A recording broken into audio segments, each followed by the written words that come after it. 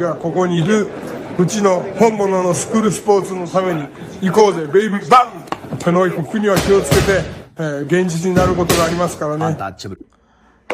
Alright, so we're going to go ahead and continue the long-standing tradition of covering Japanese boxing here on True School Sports. True School Sports, the #1 source for Japanese boxing in America. Listen, guys, really interesting stuff. Now, there's a card that just got made in Japan for, March 15th.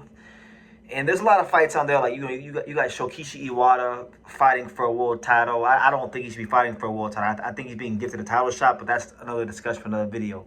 You got Anthony Olas Kawaga staying busy in a title defense. You got, the rematch of Ryusuke Matsumoto and Yuni Takada, right? Right? Good little fight in the 105-pound division. But this video is centered around one fight and one fight only.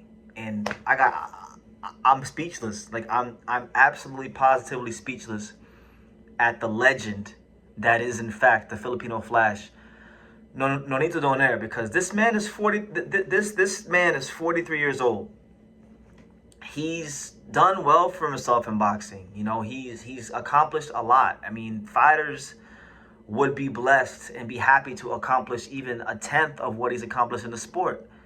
And he's still out here fighting. And he's not just fighting like little rinky-dink fights. Like, no, he's trying to fight the best, most vicious guys out there that he can possibly find, right? Which I thought he was crazy when he fought Seiya Tsutsumi. A lot of people thought that he might have deserved the win over Seiya Tsutsumi. He looked very good in that fight at 43 years old. Still looked like a legitimate player in the bantamweight division, right? So I say all that to say this. He's not done. Like he's not done at all. He's going to be stepping up again. And he's going to be fighting another one of the best fighters in the bantamweight division as far as the contenders. And definitely one of the best fighters as far as the Japanese bantamweights are considered. He's fighting a fighter who they say has what they call in Japan the God's left. A big time power punching southpaw. And Donaire, at the age of 43 years old, will be taking on 28-year-old hard punching knockout artist Riku Masuda. Yes, the God's left, the southpaw killer, Riku Masuda. Let's talk about this fight because I like that. I think this fight's even more interesting than the Seiya Tsutsumi fight because I thought the Tsutsumi fight was bad for Donaire because Tsutsumi has a style where he's gonna look to drown you. He puts together a lot of punches. He runs the numbers up, as they say. And I thought the volume and the punch output would really be a lot for Donaire at this age, and he showed in the fight that he could counter punch and do what he wanted to do with Seiya Tsutsumi and be very, very dangerous throughout the duration of the fight. Get his respect early in the fight, and he barely lost that fight. It was a split decision loss. Could have went either way, right? Now this fight's been more interesting to me because there's a lot of unknown things here, right? Because Riku Masuda has that common opponent with Donaire. He also lost to Seiya Tsutsumi back in 2023 in a close decision when they fought each other for the Japanese title, right? But it was very, very close. But he's not like Seiya Tsutsumi. He's a one-punch knockout artist. He's a guy that'll cut your lights off. So if Donaire can't get out the way of what they call the God's left, and he gets clipped the wrong way, that could be it for him. But at the same time, and this is where I think it's interesting for Donaire, this is where experience could be a big factor in this fight. If Riku Masuda cannot find a home for that left hand early in the fight, and if Donaire finds an early home for big-time counter-punching opportunities, he might knock this dude out. He might beat this guy because Tsutsumi has more layers and more things to work out. Riku Masuda, he's a fighter where he comes from the Tekken boxing gym, right? And respect to the Tekken boxing gym, respect to Mr. Honda and all the fine folks there. But I'm gonna tell you guys what I know about Japanese boxing and what I know about the fighters from that gym. Now, do they produce champions? Yes. Do they produce some good fighters? Yes. But out of all the gyms in Japan, you probably won't find a gym where the style is more copy and paste, more rigid than Tekken Boxing Gym. Very, very north-south type of fighters, mid-range, 1-2s. You don't get a whole lot of fighters from that gym throwing uppercuts, pull counters.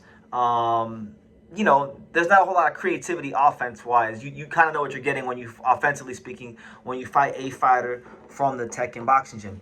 That's just the truth. And Riku Masuda is no different. He is like many Japanese fighters, like your Subaru Muratas, right? Very, very, you know, disciplined and regimented in that southpaw stance. And they call his best punch is, you would guess it, the God's left, the straight left hand on the middle out of the southpaw stance. That's his bread and butter, and that's what he's going to look to land.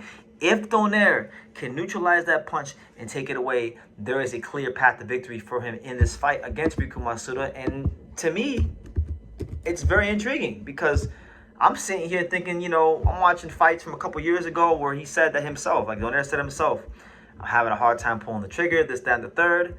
And you look like a whole new man here in the bantamweight division. So you want to talk about an interesting fight? You want to talk about a fight that has classic and fireworks written all over it? I would say look no further than March 15th. Nonito Donaire, Seiya Tsutsumi is gonna be just an all-out, just a war. One of those fights, I think, when you look back on 2026, especially for Japanese boxing, when you look back on this calendar year, I think this is going to be one of the most interesting fights and one of the best fights that happens in the bantamweight division in Japanese boxing, maybe even on all of boxing, because stylistically speaking, all signs point to this being explosive. So if Donaire can beat Riku Masuda at the age of 43, I mean, I don't know. At this point, like, Donaire is one of those fighters, you know, I read a lot of books about boxing history, you know, to try to learn, because, you know, I understand there's so much history in the sport of boxing.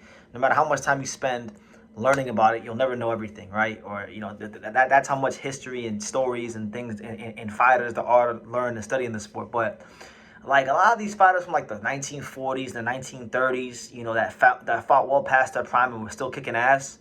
Like, Donaire is one of them guys. Like, I feel like he's almost sometimes, and I mean this in the most respectful way possible, I almost feel like he's not from this era. He's from an era that's begone, you know, before us, the 40s, the 50s, the 20s, when dudes would have, you know, 70, 80, 100 fights. I mean, Donaire himself, he has 51 professional fights. This will be his 52nd professional fights, 300 rounds boxed. He turned pro. Donaire, guys, Nonito Donaire turned pro in 2001. It's 2026.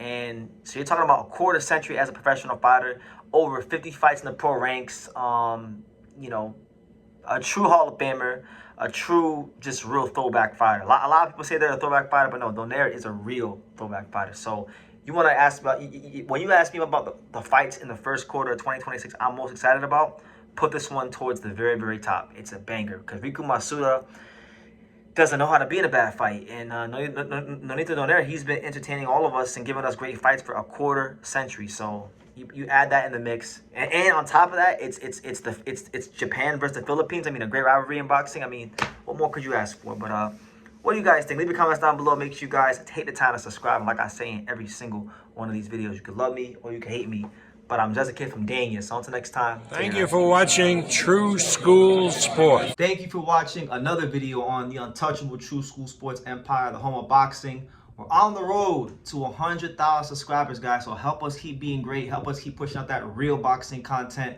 for the fine folks all around the world. And make sure you jab, you hook, you Mike Tyson, you Mayweather that subscribe button. Pops, show them how do they gotta hit the subscribe button. Pow!